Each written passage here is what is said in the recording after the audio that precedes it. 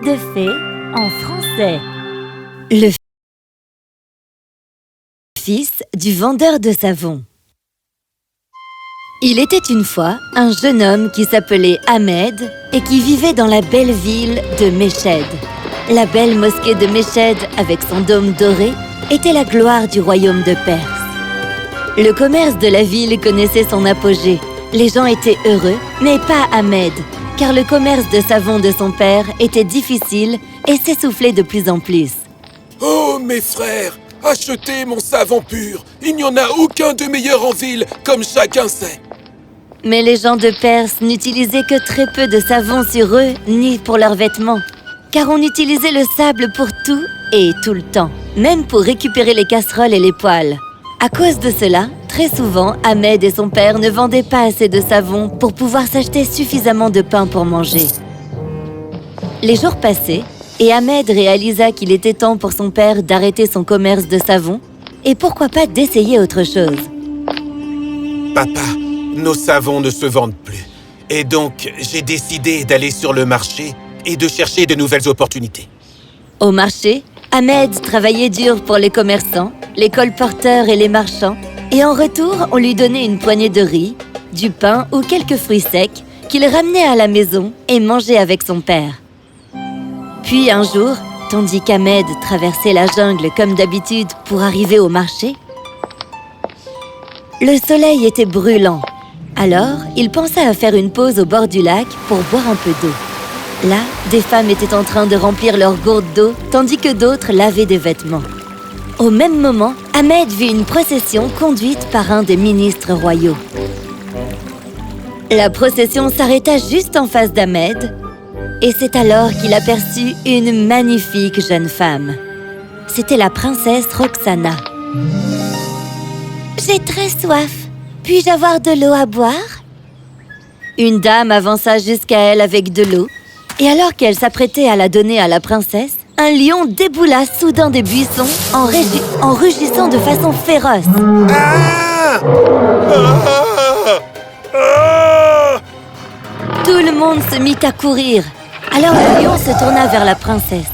Il se jeta sur elle et la retint coincée au sol. À l'aide!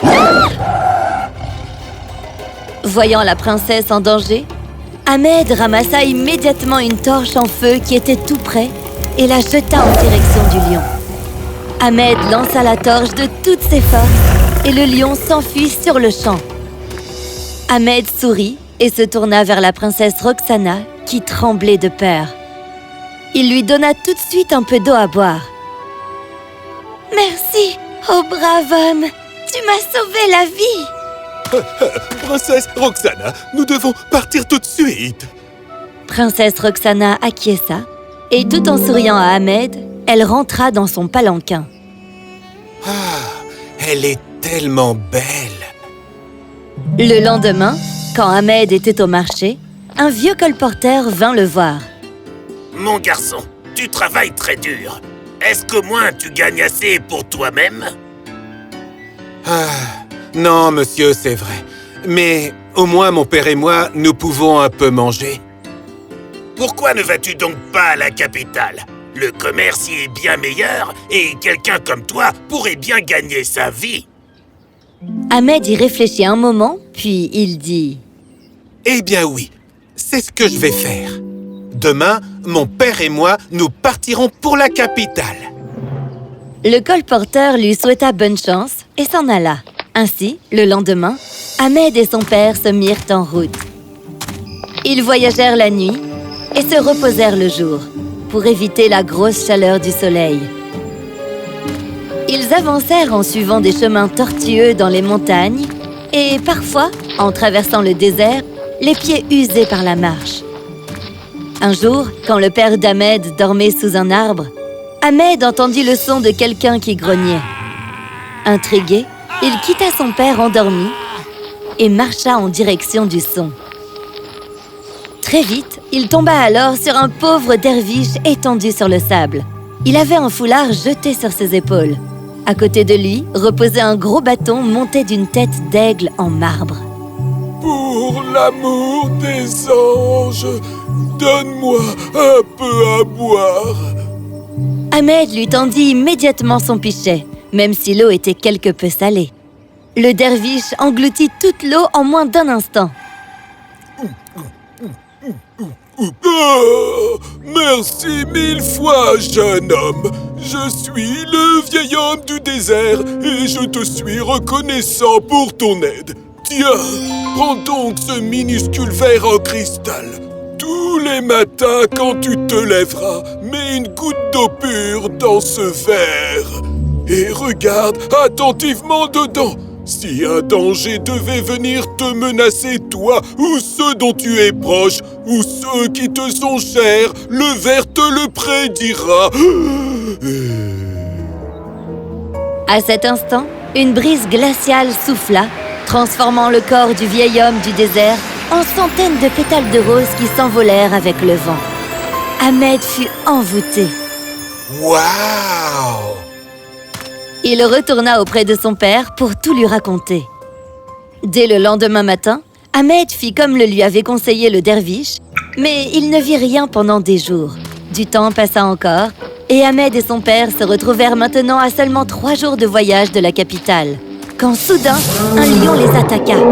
C'était le même lion avec une cicatrice sur le visage. Il se jeta sur Ahmed.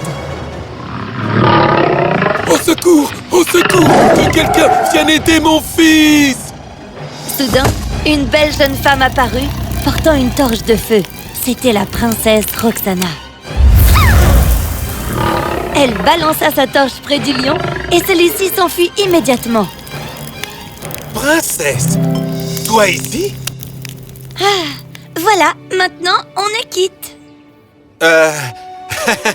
Merci, mais que fait donc une princesse par ici?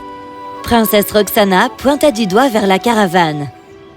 Mon père, le roi, et moi, nous rentrions d'un pèlerinage lorsque j'ai cru entendre quelqu'un crier. Vers où voyagez-vous? Eh bien, vers la capitale. Eh bien, nous aussi, nous allons à la capitale. Vous pouvez faire le chemin avec nous? Oh, merci beaucoup. Et ainsi, Ahmed et son père rejoignirent la caravane et arrivèrent bientôt à la capitale. En voyant la condition du père d'Ahmed, la princesse lui conseilla de rester dans les appartements des invités royaux pendant 1 semaine avant de partir chercher du travail à la ville. Le roi aussi insista. Oui, restez dans les appartements royaux jusqu'à ce que vous trouviez du travail. Ahmed accepta avec joie, car ça lui laisserait aussi le temps de trouver un bon travail. Mais suite à l'épisode du lion et de son sauvetage in extremis, il prit la peine de mettre une goutte d'eau dans le verre en cristal tous les matins. Rien n'apparut jusqu'au 7e jour, où il vit dans l'eau une vision du roi endormi, et au-dessus de lui, le visage de quelqu'un qui tenait un poignard, prêt à frapper. Il se précipita alors pour aller voir le roi. Mon roi, un grand danger plane sur vous. Quelqu'un essaye de vous tuer. Soyez prudent. Ahmed, mes gardes sont bien entraînés et très fiables. Ne t'inquiète pas. Alors, tant mieux, votre majesté. En disant cela, Ahmed quitta la pièce, mais continua de réfléchir à qui pourrait bien vouloir tuer le roi. À quelque distance de la capitale, le lion se transforma en un homme à l'air diabolique. C'était le vieil homme des montagnes, et contrairement au vieil homme du désert, il était vraiment mauvais. Il voulait tuer le roi et la princesse, et prendre la capitale. Il voulait aussi tuer Ahmed, car il l'avait vu sauver la princesse Roxana. Ce soir, le roi, ce sera ta dernière nuit. Pendant ce temps, Ahmed était déterminé à garder l'œil sur lui. La nuit tomba et le silence s'installa. Les gardes s'endormirent, mais pas Ahmed. Il attendit, quand soudain, il perçut une ombre obscure qui avançait vers la zone du palais où dormait le roi. Le visage traça son chemin sans bruit jusqu'à la chambre où dormait le roi, quand soudain, Ahmed se rua sur lui tout en hurlant de tout son coffre. Attaque! Attaque! On attaque le roi! Avec tout ce bruit, le roi se réveilla. ainsi que les gardes et les soldats. Ils accoururent immédiatement avec la princesse Roxana. Mais à cet instant, le vieil homme de la montagne se changea en lion. Tu m'as assez embêté comme ça, mon garçon. Je m'occuperai du roi plus tard. Je vais d'abord m'occuper de ton cas. Le lion se jeta sur Ahmed, quand soudain, le verre en cristal tomba de sa poche. Et de là, en sortit un énorme aigle du désert. Oh non, le vieil homme du désert, non! D'un coup, le corps du lion se répandit en poussière et s'envola par les fenêtres.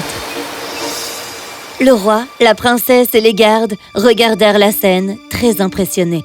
L'aigle du désert se tourna vers Ahmed et lui sourit avant de disparaître dans les airs. Plein d'enthousiasme devant la situation, le roi dit à Ahmed: « Tu es un homme courageux, Ahmed.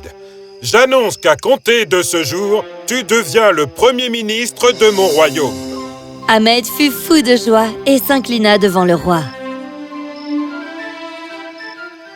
« Merci, Votre Majesté. »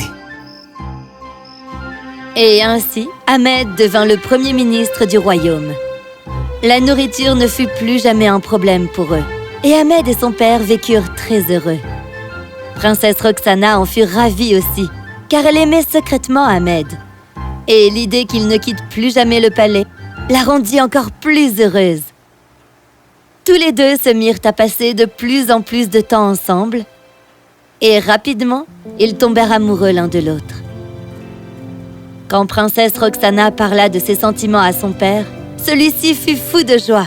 « Eh bien, j'apprécie beaucoup Ahmed. Et je serai très heureux de l'accueillir dans notre famille. Si, bien sûr, lui aussi veut t'épouser. » Ahmed fut appelé auprès du roi. « Ahmed, ma fille dit qu'elle est très amoureuse de toi et qu'elle voudrait passer le reste de sa vie à tes côtés.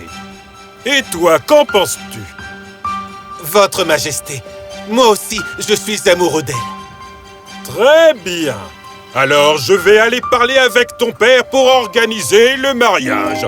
Ah, ah, ah, ah, ah. Que la fête commence! Une grande cérémonie eut lieu.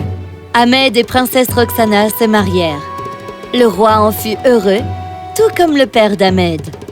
Le voyage d'Ahmed nous a enseigné que qui que tu sois et quoi que tu fasses, la gentillesse est un cadeau que tout le monde a les moyens d'offrir.